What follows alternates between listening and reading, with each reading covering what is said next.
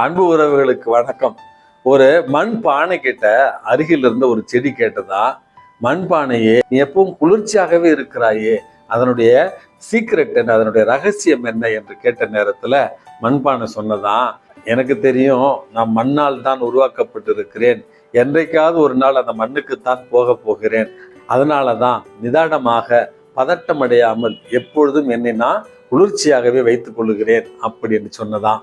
அன்புமிக்கவர்களே, மனிதா நீ மண்ணாக இருக்கிறாய், மண்ணுக்கு திரும்புவாய் என்கிற வாசகங்கள் மட்டும் நம்முடைய உள்ளத்துல ஆழத்துல இருந்தால் தேவையில்லாத தற்பெருமை, தேவையில்லாத தம்பட்டங்கள், தேவையில்லாத அளப்பறைகள் இல்லாத அமைதியான நிதானமான எல்லோரையும் அன்பு செய்கிற ஒரு மகிழ்ச்சியான வாழ்வை உங்களாலும் வாழ முடியும்.